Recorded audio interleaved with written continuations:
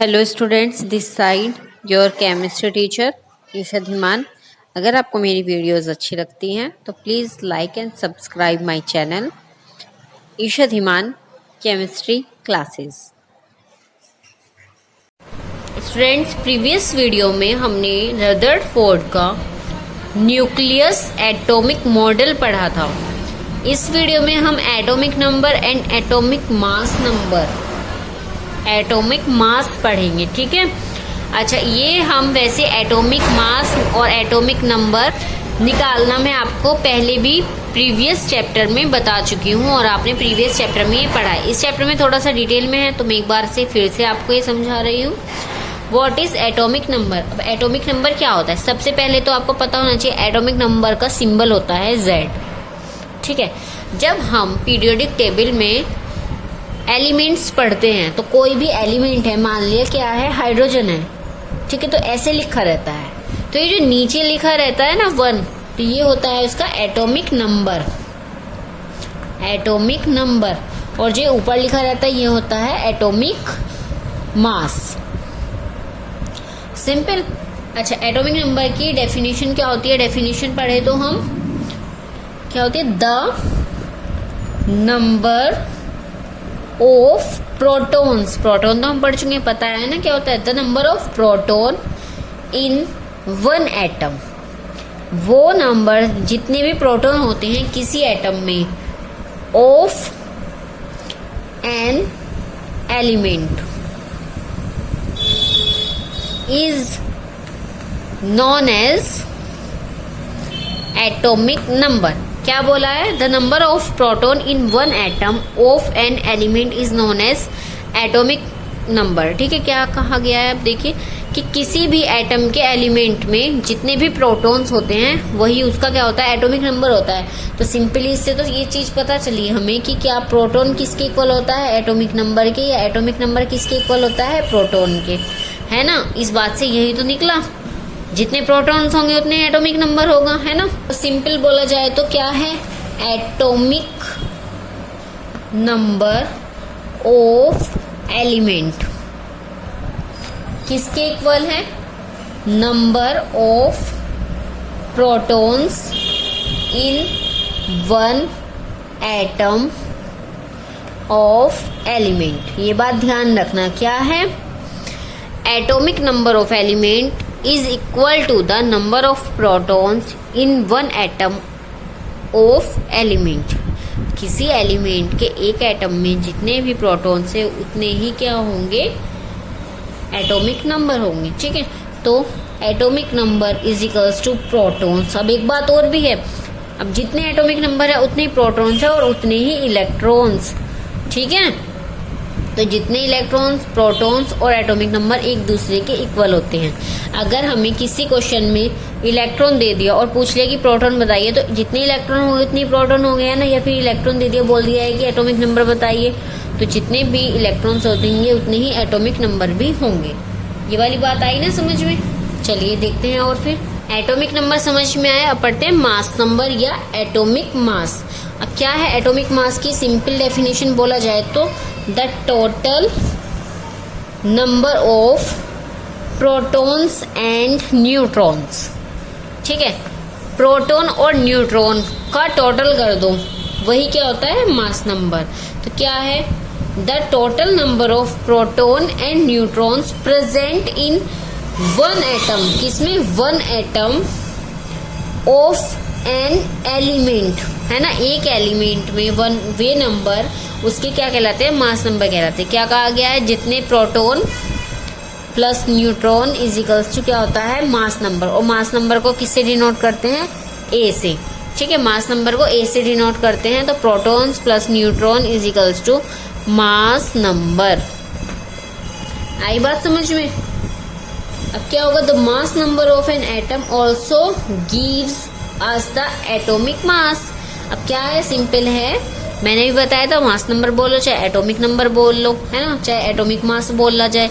तो क्या बोला, मास नंबर किसके इक्वल होता है, mass number is equals to atomic mass. उस एटम का पूरा मास उसका मास नंबर कहलाएगा। ठीक है, ये वाली बात समझ में आई। अब एक चीज़ और समझ में आनी चाहिए। अब हमने मास नंबर अलग से पढ़ लिया और एटॉमिक नंबर पढ़ लिया। अब एटॉमिक नंबर और मास नंबर में क्या रिलेशन है वो भी तो पता होना चाहिए ना। चलिए वो भी पढ़ते हैं। अब हम क्या पढ़ना है, relation between A and Z,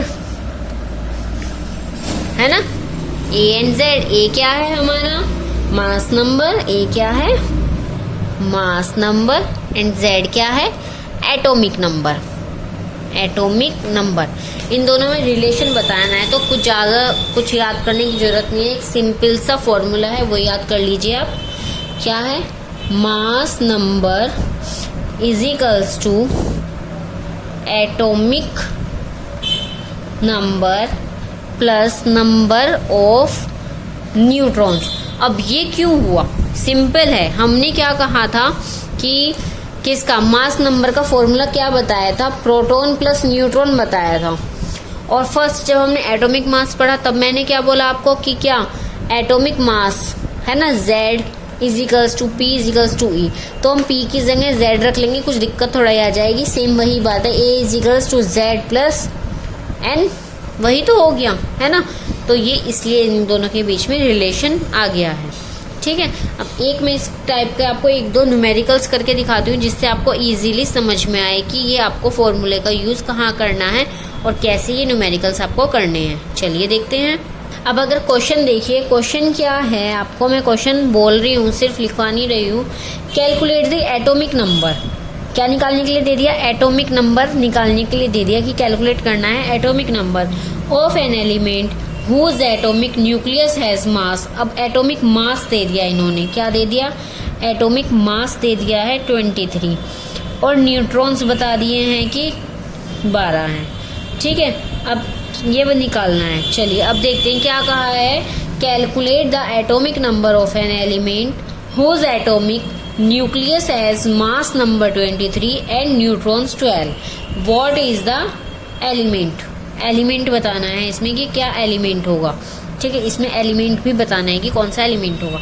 तो सिंपल है, हमारे पास Z है, Z निकालना है, A है और N है। तो सिंपल फॉर्मूला कौन सा होता है हमारा, A इज इक्वल्स टू, यही तो होता है, atomic mass is equals to atomic number plus neutron. अब एटॉमिक मास कितना दिया हुआ है, 23 है। ठीक है, एटॉमिक नंबर निकालना है, न्यूट्रॉन्स कितने दिए हुए हैं, 12 दिए हुए हैं। ठीक है, तो 23, अब ये प्लस वाला इधर लाएंगे, इज इक्वल्स टू से इधर माइनस का हो जाएगा, -12 इज इक्वल्स टू Z। तो Z इज इक्वल्स टू क्या हो जाएगा, 11 आंसर। अब एक चीज देखिए, हमने तो ये एटॉमिक नंबर निकाल दिया 11। अब आप मुझे ये बताएं, कमेंट बॉक्स में मैसेज करिए, कमेंट बॉक्स में कमेंट कीजिए कि एटॉमिक नंबर 11 वाला कौन सा एलिमेंट होता है। मैं आपको पहले ही जब मैंने स्टार्ट किया था एक फर्स्ट पेज पे मैंने आपको पूरी पीरियोडिक टेबल बनाने के लिए दी थी। ठीक है, कुछ एलिमेंट्स दिए थे। अब 11 एटॉमिक नंबर किस एलिमेंट का होता है, उस एलिमेंट का नेम मुझे कमेंट बॉक्स में कमेंट कीजिए। ठीक है, ये आपका खुद का वर्क है, ये आप मुझे बताएंगे। क्वेश्चन नंबर 2 देखते हैं।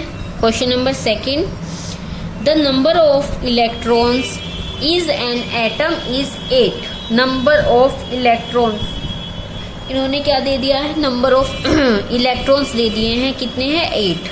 ठीक है, अब क्या बोला इसने, the number of protons is also 8। पता है, ये तो हमें भी पता था, ये कुछ न्यू थोड़ा ही बताया। जब इलेक्ट्रॉन्स 8 है तो प्रोटॉन भी 8 ही होंगे। अब क्या क्या बताना है इसमें, 2 पार्ट्स में क्वेश्चन को डिवाइड कर दिया कि ये पार्ट में बताइए कि एटॉमिक नंबर ऑफ एटम। तो एटॉमिक नंबर क्या बताना है, Z बताना है।